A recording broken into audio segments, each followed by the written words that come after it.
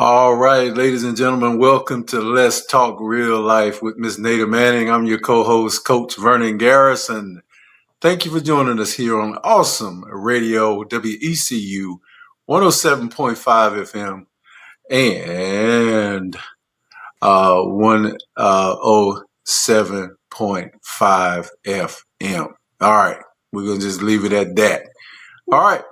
Well, I think that we have a lot of goodies for you guys, and we just hope that you stay with us throughout the broadcast.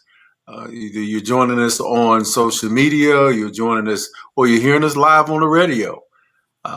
I'm just now getting a little used to hearing myself on air either way because my focus is you. So, without a delay, I am going to introduce you to the host, my teacher, and a professor of all good things. Here she is, ladies and gentlemen. This is Miss Nada Manning on Awesome Radio. Hello, everybody. It certainly is good to be back, to listen to voices, hopefully some comments on what we're going to talk about. Now, this is going to be a series of, and I don't know how many episodes, but it's going to be some series on emotions. That's going to be the main topic. Co-host decided that that would be a good thing to talk about on emotions. So this is his idea, and I want to give credit where it's due. Emotions can cover a lot of areas and a lot of communities and a lot of age groups. So we want to touch just a little bit on the emotions, and the subtopic will be emotional, what I call emotional manipulation. It's like dry begging. Dry begging. Now, when I first read about this, I said, what in the world is dry begging? Dry begging. Well, it's a form of emotional manipulation. It's a form of, let's see, let me give a couple of examples. Maybe I can get some mind stirring and some thoughts being thrown around in our heads. Dry begging would be something like commonly put beating around the bush when you want something. Instead of coming right out asking for it, you're going to say something like, it sure would be nice to have a house like that one over there. Meanwhile, when that person, I'm going to use me as an example, and if Coach don't mind, I'll use him as an example. So we have this, we meaning me, I have this thought where I've seen this house and I'm presently living in an apartment and I have a dream house. Well, I have seen this dream house. Well, Coach is my partner. So I say to him, that sure is a pretty house over there. Did you see that house? That sure is nice. And he might come back and say nothing because maybe he won't get what I'm saying. So I am indirectly asking if we can try to get that house. Same thing with a car or anything else that we want. It could be a special meal, a special night out, something. It sure would be nice to go to this fancy restaurant that I saw over there across town. And they serve some excellent food. Sure would be nice to have that. So I'm throwing all kind of hints out there. That's called dry begging. Instead of coming right out asking, I just throw hints. Same thing can be with your children. It don't have to be with Coach and I. It can be with our children. Our children can do the same thing. Mom, it sure would be nice to have this. I sure do like to have them tennis shoes I saw over there in that store. Sure would be nice. So it's throwing all kinds of hints. So we're going to talk about the dry begging as an emotional aspect of emotional manipulation. Emotions, as we know it, is a form of feelings. It is feelings. It is what it is. It can be a good feeling or a bad feeling or in between feeling. You feel in some kind of way. It's still an emotion. Now, Coach is going to have his input on this and how he came up with the idea about having this as a topic. And as I began to do a little research and reading and experiences myself, that's how I came up with having a series of subtopics on this topic called emotions. It covers a lot of areas and it hits all of us. So, Coach, did I give a good example of what dry begging can be? Um, Let me give one more example before you speak. How about the example of, say, we're sitting at a table. We, meaning me, you, Mhm. or the family, with our children or our parents sitting at the table. And all of a sudden, I have a desire for a cup of coffee, or my head is splitting. I just have a terrible headache right now, but I think a cup of coffee would really do me good. That's dry begging, hoping that someone, meaning my partner, or maybe if my child is old enough, he or she can get me a cup of coffee. Dry begging. The emotion part of that is I want what I want, but I'm not coming right out asking for it. That's a form of emotional manipulation. So, Coach, Well, I like the term dry begging. I just think it's begging, begging, begging is, like you see, I guess dry begging, when it comes to the emotions is like a pet or a dog and those who feed their animals from the table, while they're eating and the dog will come and just stand there and stare at them. yeah, The dog can't say nothing, but he's saying a whole lot. right. And that's That's dry that's begging. just straight direct. Uh, but the indirect part, where you're looking at, to me, is uh, definitely manipulation. There's a chart that I want to give everybody a little research, or a concept, and there's a psychiatrist. I think it was a psychiatrist named Maslow by his former name. And he created a chart called Maslow's hierarchy of needs, and every human is trying to get those needs met. Now, whether you agree with his philosophy or not, uh, that's what we're pretty much talking about, getting our needs met. But here's the part that I want to talk about: is we are responsible for our emotions, but we have to understand where they come from.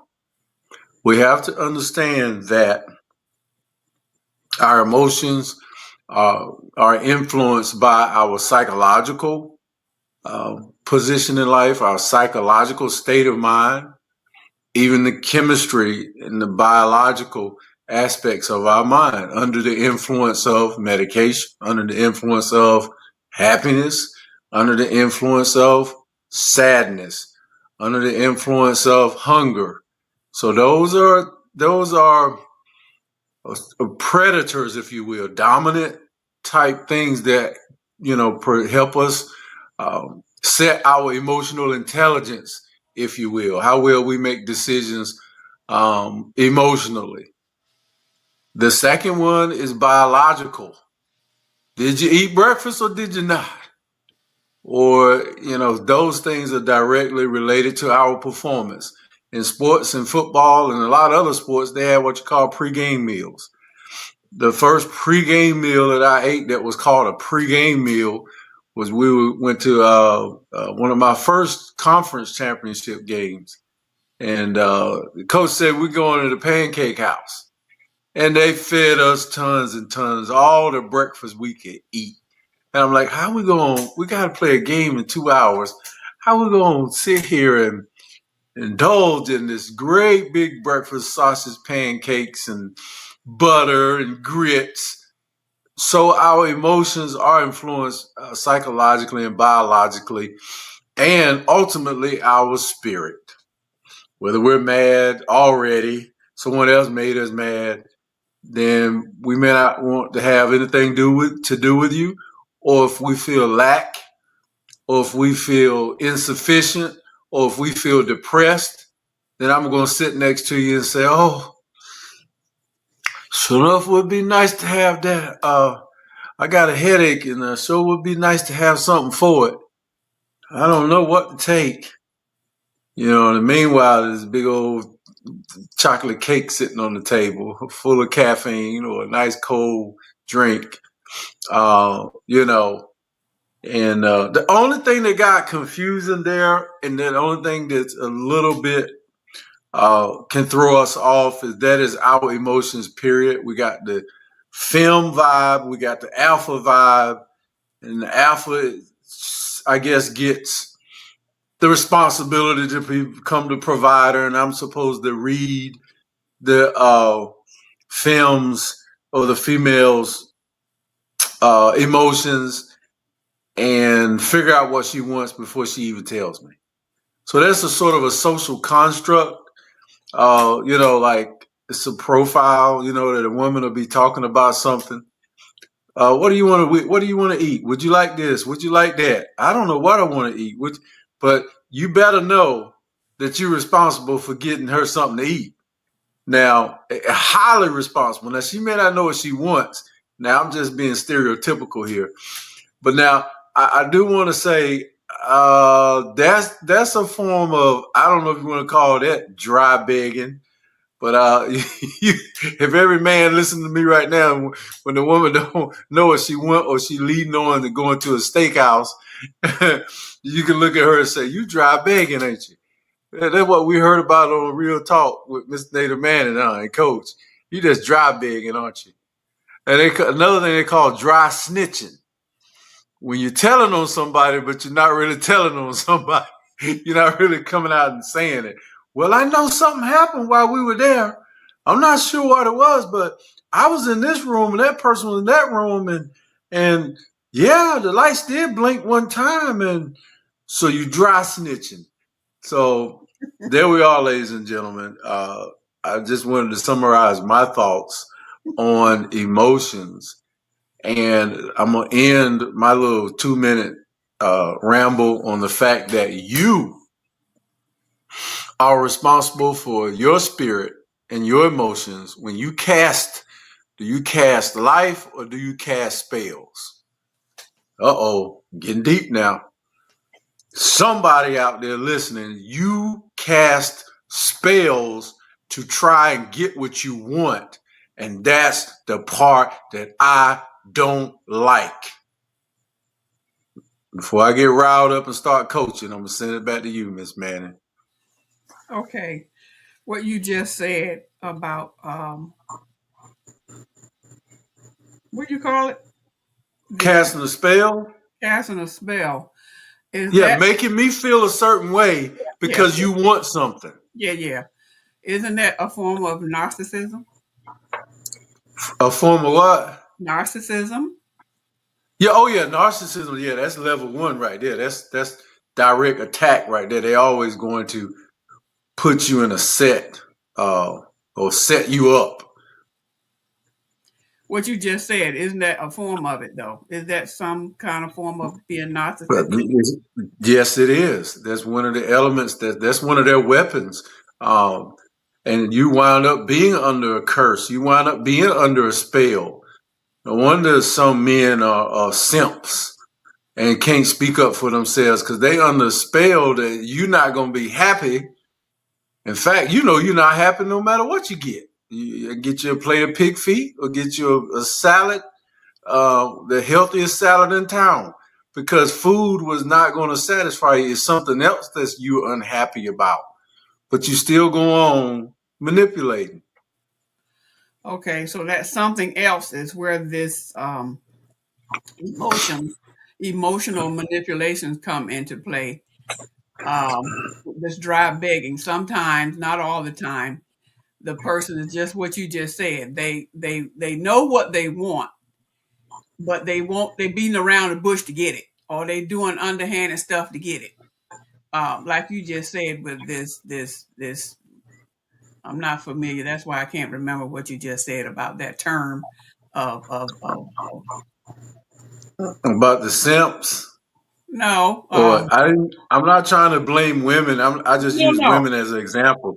no, no. I can say some men do that to women too, when they want something, and that tap into that maternal.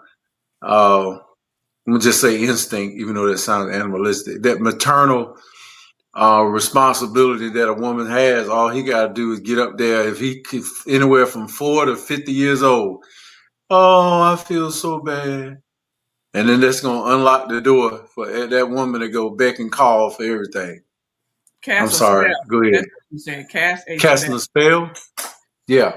I wrote that down because that's not something that I normally use. That's why I keep going over it for the past couple of minutes. Cast a spell. That's not a Yeah. practice that I have personally. I don't know a whole lot about how to go about doing that, and really don't want to know because it sounds demonic. Yes, And we do. huh?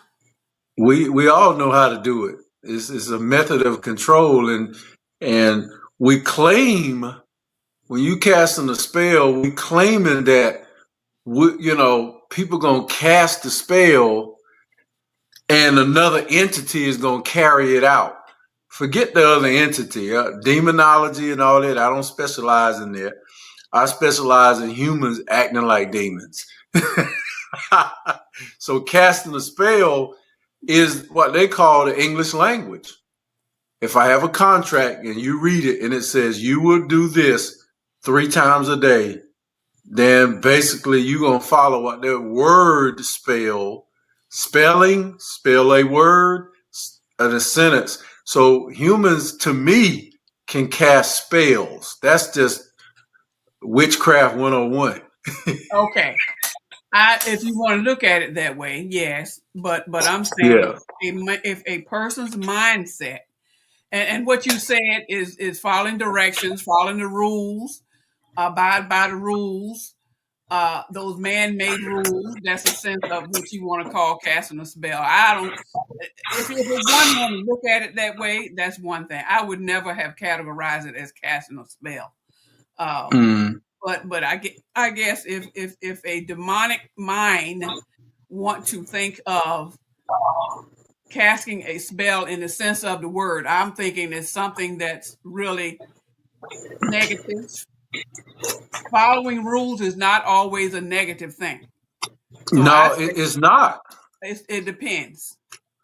Yeah. I wouldn't call it a casting a spell on somebody because you told them to do this, you ordering them to do this and that and the other, and you're controlling them. Yes, controlling can be Ah, yeah, you're getting there now. very narcissistic. It can be a negative thing. It can be, but not always. It depends on the situation. It depends on the people involved. So That part. that's why I'm saying we have the power of life and death in our hands. Now that might sound like a godly situation, and that might sound like I'm saying God is not in control. But I will say that at our will, we can take someone's life. So at our will, we can control somebody's life, at Yeah. least from what we know as humans. So that's what I mean. And a spell, a good thing for you, me winning the lottery might seem like a good thing, but it's possibly a bad thing. It's a bad thing for a lot of people. So good and bad is okay. That means shut up. Go ahead. No, it means that I'm going to have you to continue on while I take a station break. Okay Uh, then. okay. All right. Sounds like a winner to me. And I'm gonna just talk about you while you go on. So you just go ahead on.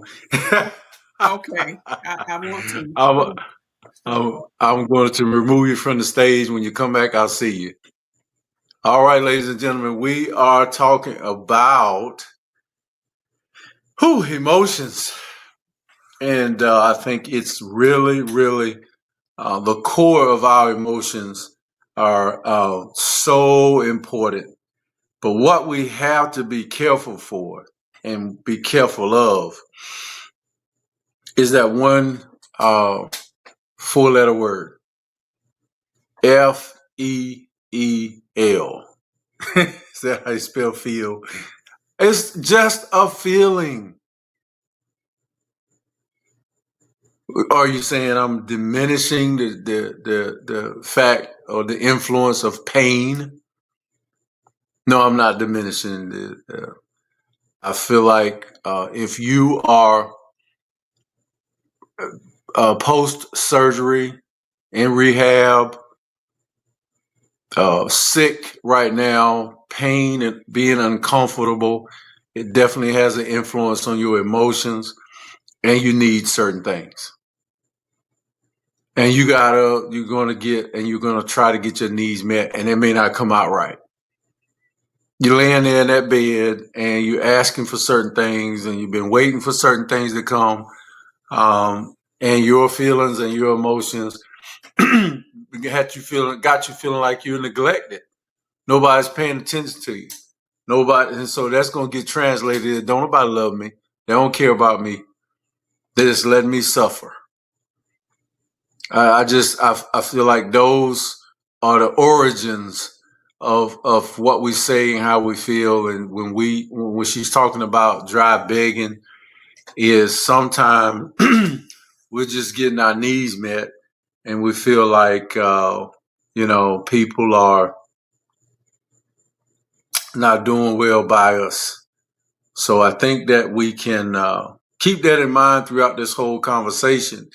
The motivational fact in this is this: getting the information and understanding that if your feelings are overwhelmed or heightened, then you can find that control. And there are some standards that you can put in. You can insert into your personality. You can sort of train your emotional intelligence. You can train your brain. You can train your thought patterns to the point that they don't get loose from you so much. You can set standards that I don't say certain things when I'm emotional. I don't call people out their names when I'm upset. I don't cuss people out. You may have been doing it since you were a child. I heard a child the other day into conversational cussing. That's a whole nother level of saying cuss words. That's when to me, conversational cussing is when you can cuss so easy and you embedded it in your language, people probably not even offended by it. You can be standing at church talking to the pastor. Yeah, man, that so-and-so did so-and-so the other day, man. Man, I tell you what, and it's just a part of your language. But what I'm saying is children have upgraded to conversational cussing, and that's just another level of the English language being enormously coming into place where things that used to really, really insult us are more of common language every day through society's, growth and expansion. But another motivational area in there again is you can get control of it. The other one is that physiological and psychological and biological impact of what you're doing every day can also be changed. Your food intake, whether you drink a sugary drink or whether you drink a cup of water, whether you eat a big old pound of chitlins, or whether you eat a chicken breast, that's what I'm referring to. Then exercise, things that if your blood pressure's high, you got hypertension. Oh my goodness, it's a struggle. You ain't trying to be nice to folks. You don't even know the level that you want. Let me make sure she's not back yet. Yeah, so you're probably thinking, I'm just feeling some kind of way today. And there an uptick in violence in society, an uptick in self-hate, an uptick in comfort, scavenger hunts. Good gracious, that's a t-shirt right there. We're going on comfort scavenger hunts, looking for anything that can make us comfortable, anything that can heighten us, anything that can give us a moment of excitement, whether it's on social media, whether we're driving down the street, whether we're listening to gossip, whether we are the gossiper, or, we go to church. We listen for the pastor's fancy cliches about the word of God. The scripture is the scripture. Now, look this one up. So a man thinketh, so is he, and so is she. Whatever you're thinking about rolling over in your head, that's what's going to come out. That's what's coming out of your life. That's what's bleeding through your skin. What you eat is going to determine, it's going to reflect in your sweat and everything else. So the emotions is an incredible decorative part of our personality. And I'm going to say it again as a coach. You're responsible. And when somebody hits you physically, mentally, and spiritually, you got to wade through that. And some of us will get attacked by others. Well, you shouldn't have been there. Why were you there to start with? No wonder that happened to you. You put yourself in the wrong place. Why did you go to Golden Corral? Oh, excuse me. I should call it the Silver Corral. Okay, so I won't be promoting. My apologies. Why would you go to the Silver Corral? You know what's going to happen? Oh, I'm just going to eat a salad. Stop it. Yeah, you ate a salad, all right. For me, you, and everybody else in the family. So when we talk about this manipulation part, it's a perpetual game. Because you're going to have to tell one manipulative story to cover up the next manipulative story. And then somebody's going to look at you and say, how did you get that? How did you get that? Your credit ain't that good with him. Or your credit ain't that good with me. Your credit ain't that good. How did you achieve that? Where did that come from? In some way, you're going to have to be accountable for you dry begging. Some things you ask for from other empathetic or sympathetic people, you're asking them for certain things and they're just giving them to you. They're giving you their time. They're giving you their money. Oh, shucks. Now I'm digging out of people's pockets now. I know I'm about to get in trouble. They're giving you their time. They're giving you their money. They're giving you their sex. They're giving you their emotional support. Because you steady dry begging. But you're taking somebody else's property. I'm going to use me because I'm stopped like I'm talking to everybody and all that kind of stuff. I already been in trouble for that. Not that I was wrong, but one guy just didn't like my coaching style. You think everybody? No. Now, everybody ain't. But a lot of us are affected by everybody and somebody. But I'm the one who keep saying, yeah, I sure wish I had this. I sure wish I need this. And you are rolling. You're doing the best you can. You got family to take care of. You got other friends in the circle that you're being there for. But I just keep leaning on you, propping my arm up on you. And then every time I see you, I got some tissue. Oh, man, they're going to cut my lights off. Oh, my God. Oh, Lord, I've been praying so hard. Oh. And you're letting me steal the essence of life from somebody else. Should you say no? When do you say no? Under what circumstances do you say no? When you run out of money, or did you sacrifice and gave your last? Well, I can't answer that question. Or when you should say no. I think no is a part of the everyday life we live, setting healthy boundaries. But I also know that people that are taking advantage one type of person, and then there are the other reason why I want to answer that question is there are people who need a whole lot, and there are people who are worth everything we got because they were there for us. Yeah, I'm looking into the camera like one of them old school televangelists. God supplied the needs of you. So why won't you give God back twice, 10 times more than he gave you? More than 10%. I'm about to preach now. Yeah. I ain't gonna do that. But I'm saying that there are people who are worth everything that you can give them. So I'm not telling you when to say no. But I will say, if you live a life of a pattern of giving on a pattern, you'll be able to see clearly. I'll give you my life. I'll give you support. I'll give you this. I'll take you there. I haven't always been able to do cash.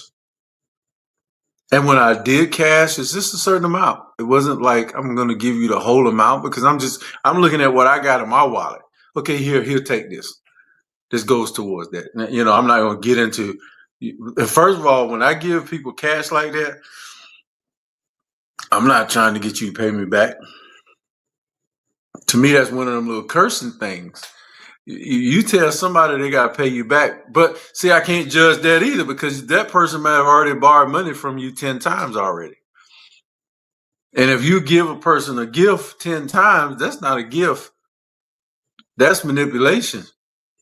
Now, if you're doing something like supporting them, if it's your son or daughter, I'm shaking it up now. They're off in college and you're supporting them, and it's between you and your wife about supporting your son or daughter that's off in school. You're just going to have to hash that out. But I do think there should be a plan or a balance, and there is such things as emergencies and urgency situations where if they let me make sure she ain't just sitting there. Oh, there she go. There we go. You back? I'm back. I was just rambling. I got to the part where you were talking about your college kids. So let me finish this part right here. You got a son or daughter in school, and they need things. And it's between you and your spouse of how to get those things. And there are moms right now putting money aside, taking money out of the household budget just to funnel it to their child. You don't have to do that. You don't have to, but what you do have to do is let that child know that they're becoming an adult now. And you should work that out with your spouse. And if there's a difference there about the amount of money that person should get, then go ahead and go through that. Because in the end, you're sending your child a message that you're going to steal from your house and in order to get their needs met. And you're going to put the pacifier back in their mouth. And no, pacifiers is just deal with a problem, but there ain't no milk coming out of a pacifier. So you might be deceiving your son or daughter into thinking that there's a resource of money there that you didn't steal the light bill money and give it to your son or daughter off in college. They might need to consider a job working on their campus.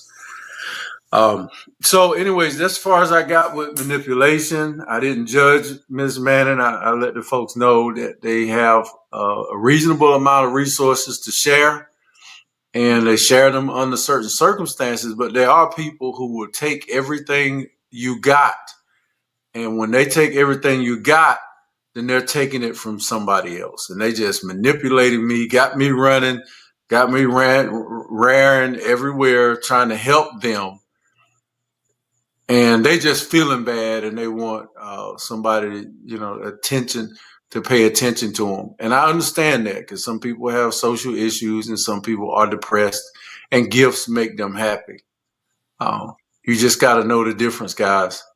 I'm gonna go and I think Miss Manning has some more on this emotional aspect. I'm gonna turn it back to you now that I done riled everybody up talking about gold diggers and people who steal from you.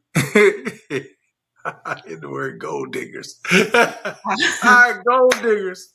Okay, go ahead. I'm sorry. Do you think that when a person does that, going back to what you just said about people taking things or people indirectly removing, I'm putting it in a pleasant way, indirectly, or directly really, removing something from someplace is stealing, is basically what it is stealing. Uh huh. Do you think that that emotional manipulation there is an intent to harm the person they stole from? Or what is their mindset when they want or not want to, but they do remove something from some place that was not theirs? But Um, one, a, go a, ahead. a good example, and I find we talking about emotions here, folks. The is that a form of manipulation when a person deliberately take something that's not theirs? They deliberately steal. They steal for different reasons. Number one, it could be because they really need it. Okay, it's understandable if you really need something, but why do you have to take something without asking? Um, just because it's available, just because you see it, you just go on and remove it. You could be going in the store and you need some water or you need a bottle of milk or something. Just go onto the shelf and take the water and not pay for it. Or you can be in someone's home. We talking emotions here. And that the homeowner, whoever it is that you took it from, will either immediately find that it's missing or eventually find that it's missing. And the one who took it just refused to address it, just act like they haven't done anything. What is that? Is that manipulation? Is that just flat out thievery? What is that mindset of that individual for even? It don't even have to be food. It could be jewelry or a piece of clothing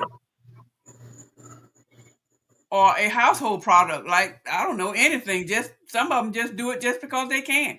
Something simple, like I said, a bottle of water. Well, that's something that we need. Maybe some bleach or something. They need some bleach or something, washing powder, whatever. They just take it because it's there. Is that a form of manipulation? Why would a person want to do something like that because it's right there in their face? I guess it can be habitual. They're just in a habit of taking stuff. Is what I'm Yeah. saying making any sense?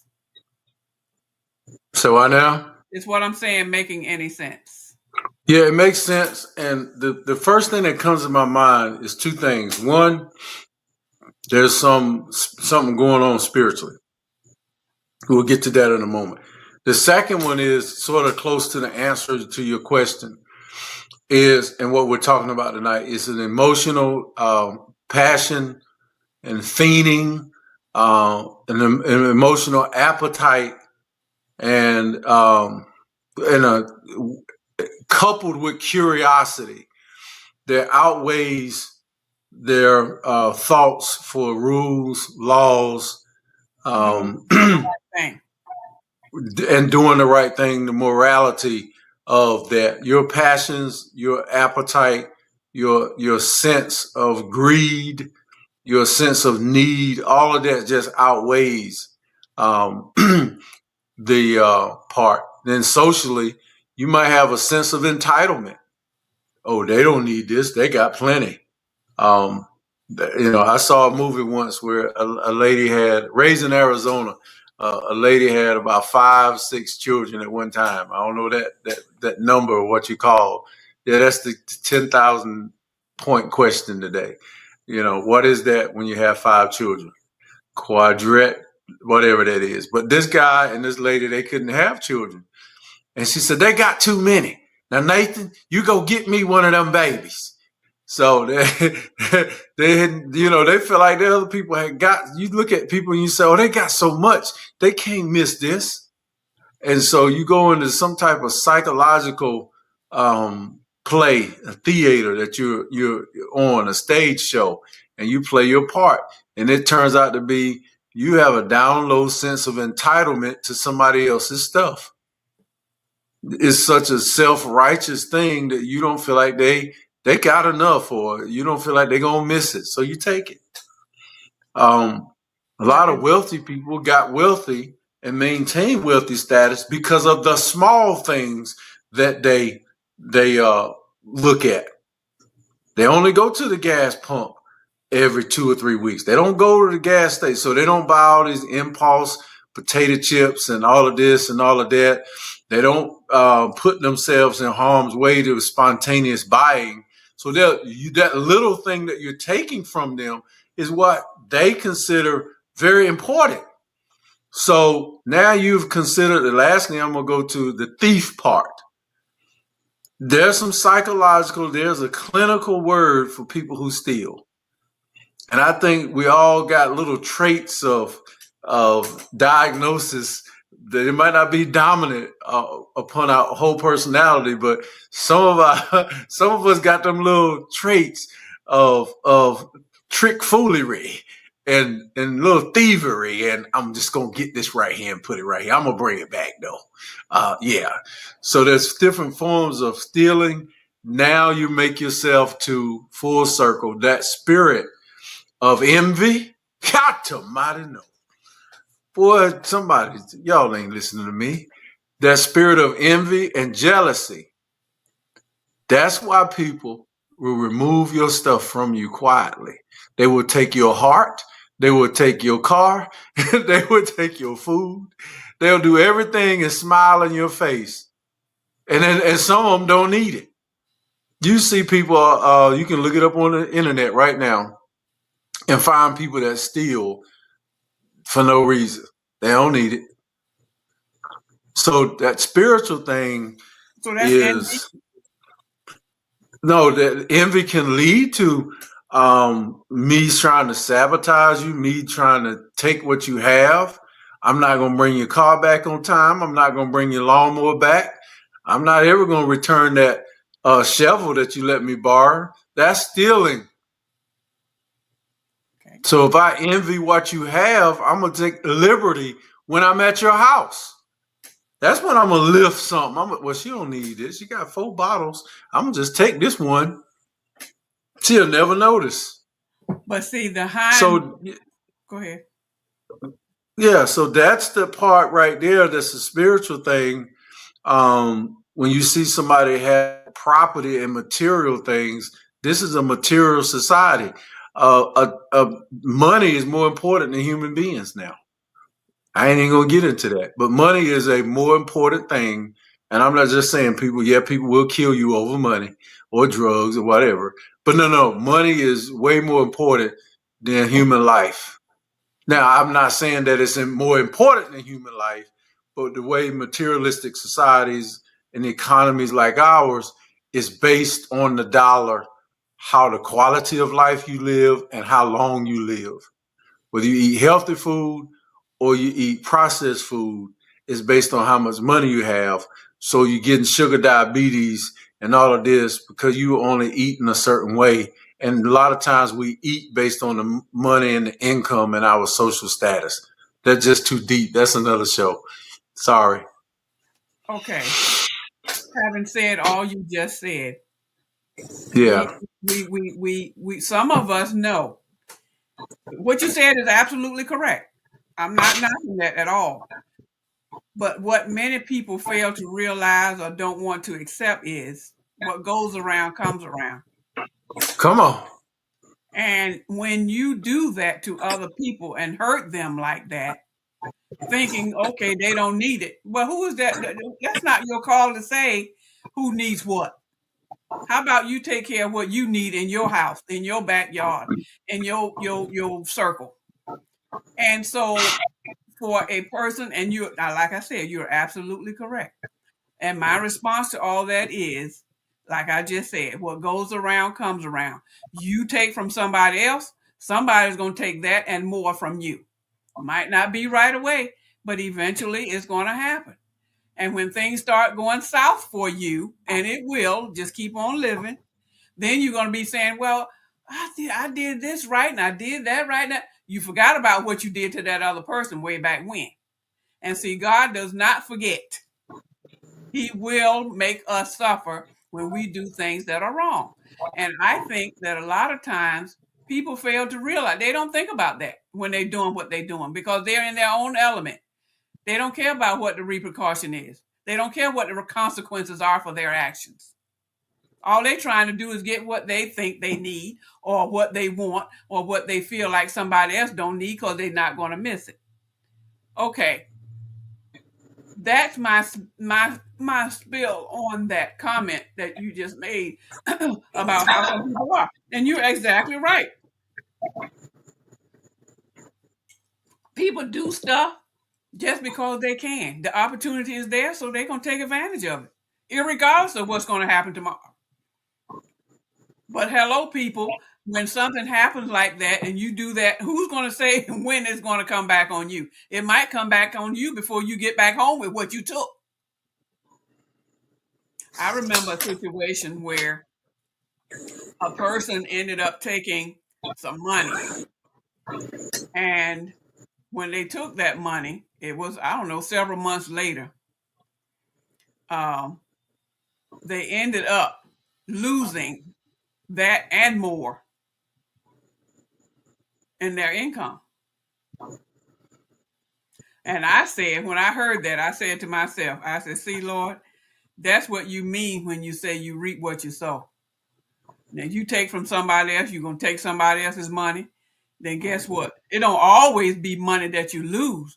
But in this case, it was money that they lost. They did not see it coming. And it came back on them twice, I guess 2-3 times. I didn't ask how much it was. But my point is, we need to be careful how we treat people. People, everybody has feelings. Everybody have emotions. And this manipulation and trying to get what you want when you can, how you can, don't care who it hurt, that's the wrong attitude. That is not healthy to do that. And as grown-ups, how we live our lives shows our children how they should live theirs. And if you were growing up in an environment like that, then is that an excuse for you to live your life that way? I beg to differ. Some of us say that when I get grown, I'm not going to do this and that and the other. Or some people stay in the environment and they forced to live that way after you become an adult? Are you forced to live a certain way because you grew up in that environment of stealing and taking people and hurting people, killing people, harming folk? Are you always in that environment even when you get grown? No, you have an opportunity to leave. This is a free country. You don't have to stay there.